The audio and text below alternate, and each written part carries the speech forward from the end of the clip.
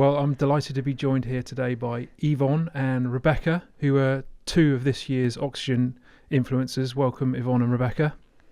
Thank you, Doug. Lovely to be here. Yeah. Well, thanks for being here. So, first question, you were both put forward for Oxygen influencers for the amazing things you've done when it comes to bringing fresh talent into the industry, but also developing talent when it's in the industry. So, first question, Rebecca. People talk a lot about Softcat's ability to bring fresh talent into the industry. They talk a lot about the culture. So can you tell us more about Softcat's secret sauce there? Yeah, sure. So we have always had a commitment to early careers ever since the company was founded. It was all about bringing graduates in back then. That has changed a lot over time. So we've now got a very successful apprenticeship program as well. More recently, we started our internship program, which has gone really well. And we've also got a formal work experience program as well. So probably about half the people we bring into the company every single year are early careers people. And that is a huge part of the culture, right? So as an HR person, it makes me a bit nervous having so many young people in the business. But what's great about it is that we can really mold people and shape their careers right from the beginning. And that's why we don't tend to hire people from competitors or other companies in the industry, because we almost just want them to learn what it's like through our processes, our recruitment processes, our induction, our training and development, and shape them into people who behave in the Softcat way and behave in the way that aligns to our values. And when you bring people in from outside of Softcat, from the rest of the industry, you end up getting people who maybe aren't the best culture fit, and that's not really worked for us in the past. So a huge commitment to early careers and making the culture fit work with those people from school or university. Yeah, definitely. I think, and if there was an award for the company that brought the most people into the industry year after year after year, it would have to go to Softcat for sure. I think that's safe to say. But Yvonne, turning to actually developing that talent once it's in the industry, you set up the channel community. Can you tell us what was something like the channel community needed for? So when I made the conscious decision to leave corporate and start my own coaching business, it was quite obvious from early on that not everyone has the luxury of affording a coach. And unless you work for the big, large corporates or the big vendors, just didn't have access to mentors either. So I tapped up some industry friends of mine who have all been fortunate to have support from like myself and as a group. I said, look, I've got this concept around how can we help give back to that next generation of talent by the way of mentoring, but it's got to be free. We can't charge for it, so that everybody has access to those same opportunities that I've been fortunate to have throughout my career. Yeah, definitely. And so people talk a lot about the talent shortage. It's nothing new, but it's particularly pronounced right now. So where do you think the channel could do better when it comes to first talent acquisition and retention, but also in areas like coaching and personal development? Where are we going wrong as an industry? So I think one of the reasons why we over-index on early careers is because it's that grow your own mentality. I think where we've got the skills shortages are in the more niche technical areas or areas where we're looking for people that are fully fledged, trained people, and actually you end up searching high and low for these skills that exist in only a few people everywhere in the country. And then you think, why don't we just actually bring them in from scratch and train them up ourselves? So, for example, we've just started some more senior level apprenticeships and things like that will actually encourage different type of people into the company. And yes, then it becomes our job to try and retain those people, because we need to make sure that they then don't get poached by our competitors or whatever, and we need to make them sticky and want to stay for a long time at Softcat. But grow your own, for me, is by far the best way to solve the skills shortage by a mile. Definitely. And Yvonne? So obviously Softcat do an incredible job, so it's hard to give a comparison, but I think there's lots of organisations that do a good job of looking at transferable skills, where they may look outside of the general talent pool and sort of branch out to other industries that have individuals that have got the skills or the attitudes, and they hire on cultural on work ethic and desire to learn, as opposed to a whole list of accreditations and experience that actually has not done so well in the past, because when you hire with experience, that generally comes at a cost.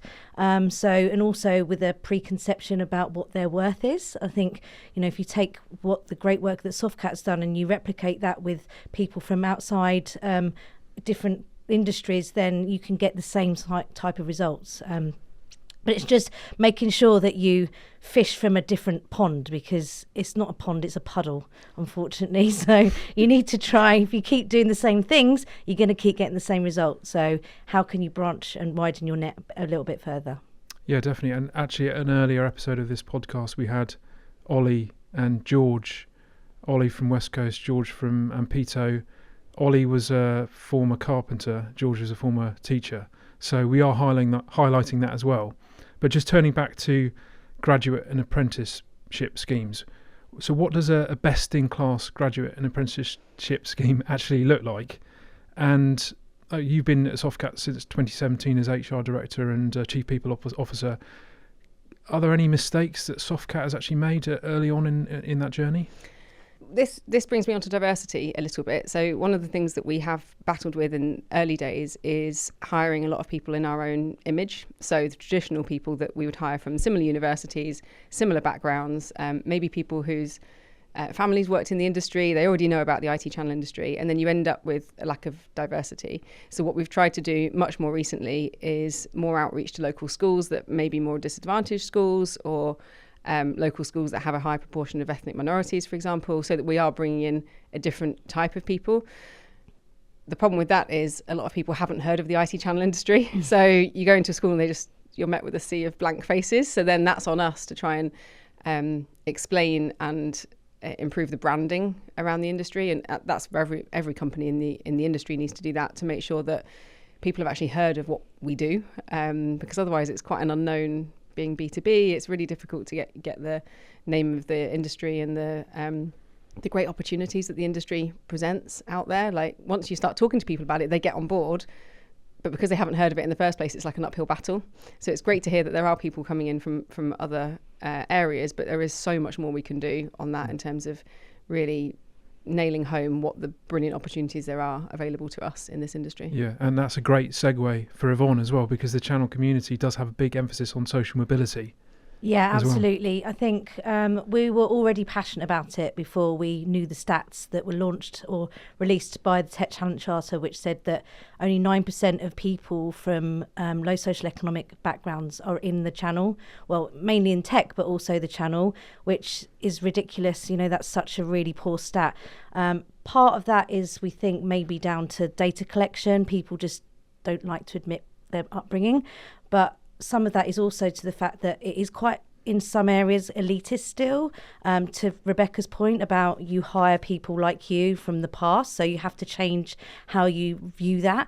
The Social Mobility Foundation do a great job of trying to highlight that talent is everywhere, but opportunity is not. And a lot of the directors on the channel communities board are actually from working class backgrounds. So for us, it was a no-brainer. How can we help drive and cultivate new opportunities for people from more disadvantaged backgrounds to go on to thrive in our industry?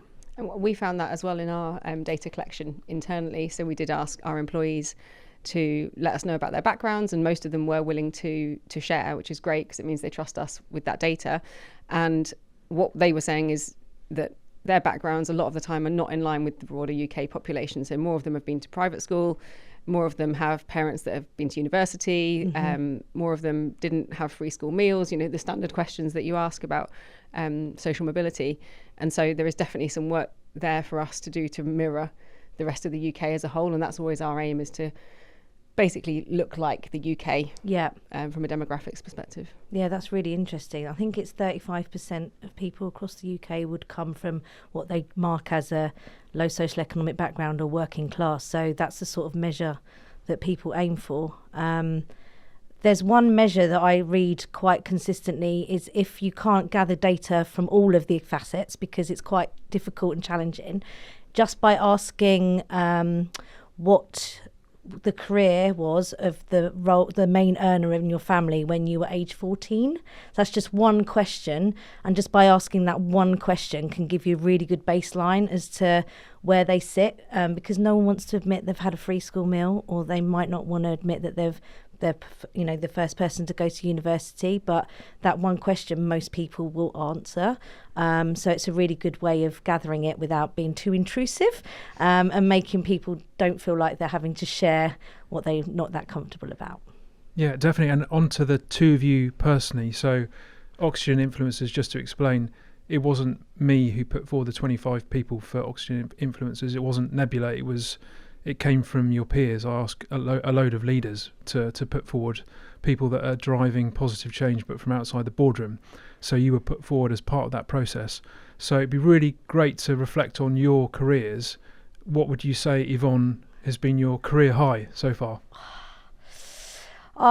It's a difficult one. I've probably got two that are relevant to this conversation. One was when I was in the industry, and I was working at Coachere, which, as you may know, got acquired by CDW, and we won a Cisco Global Award, and it was incredibly prestigious. We took it actually off CDW, who ended up going on to acquire us because they were the commercial partner of the year. So it was quite a sense of achievement back in the day. And then I think it'd be, sad for me not to say the channel community, and getting that to a CIC, getting it to the state where it's got multiple members, all just, it's so rewarding. The people that we've got on board now are clearly benefiting from it. The case studies and the positive stories that we get off the back of people that are part of it, it's just, it's incredible. Yeah, definitely. And Rebecca? I'll choose two as well. So probably from a personal perspective, a couple of years ago, my team won the Best HR Team of the Year at the CIPD Awards, and the CIPD is the kind of industry. I work in the HR industry awards, and it's basically the most prestigious HR award there is. So I'm never entering any other awards ever again, because we've peaked with that one, which is amazing. And then, to be honest, it's a bit cheesy, but every year at the CRN Women in Diversity and Channel Awards, Softcat, we do really well every year. We touch wood, if there was some wood I would touch it, that we'll do well again this year, but we always win some company awards, and most importantly we always win a few individual awards for some of our key women in the business as well. And that night in the calendar every single year is just the most rewarding night, because when I joined 8 years ago, we weren't even talking about diversity. It wasn't a topic. It just wasn't even on our radar. Now, to go from that to kind of consistently being one of the top performing companies at those awards every year is just a buzz. Yeah, definitely. And what have you both got planned over the next 12 months, finally? Oh, good question. More of the same. So now we've done a really good job as the channel community of getting really solid foundations in place. Got some amazing sponsors. We've got some, like the podcast launch now, and sort of events scheduled. Just continue to do more of what we've done, but also a massive call out for more mentees, because that's our biggest focus. We've got loads of people wanting to be channel buddies, which is awesome. We just need to attract more of the youngsters, or not necessarily youngsters, people that can benefit from any age, but particularly it's the mentees that we seem to struggle with. So that's going to be definitely our main focus for the next 12 months. And Rebecca? So a couple of things. From a Softcat perspective, I've just recently taken responsibility for our offices and our property portfolio, and we're overhauling all of them at the moment in line with our new brand, which is really exciting. So that will take over the next 12 months in terms of growing and expanding some of the offices, and then rebranding some of the existing ones. And then from a personal perspective, I am part of the Tech Channel Ambassadors, which is an organisation put together to try and encourage more young people into the industry. And so I'm very much looking forward to carrying on that work over the next 12 months and see if we can make some real traction and progress. Fantastic. And then finally on to your walk-on songs. So if I remember rightly, Yolanda Adams, a song from a musical for you, Yvonne? Yeah, it's from a film. Yolanda Adams, called I Believe. Yeah. It's really interesting because I hadn't even heard of this song until quite recently, and my daughter had to sing it at a theatre train activity, and it's the words in it are incredible. So it's all about believing in yourself, even no matter where you come from, that you can achieve whatever you want if you just go for it. So I think from that perspective, that was why I went with that one. No, and Rebecca, I believe you went for the 1970s soft rock icon Stevie Nicks. I wish my reasoning was as good as Yvonne's, but Edge of 17, it's just a cracking song, and it gets played a lot in our household, so it gets me in the mood for going on stage or doing a big presentation or whatever it might be. So who do you think has got the best walk-on song? Well, I've never heard of Yvonne's, so I've never heard of yours either, so we're going to listen now and compare notes. I might change my mind after listening. Yeah, I'll text you later. Yeah. Well, that concludes it. So thank you so much for taking the time out to join us today. I really appreciate it. Thank you. Thanks, Doug. Thanks, Doug. Thanks, Rebecca.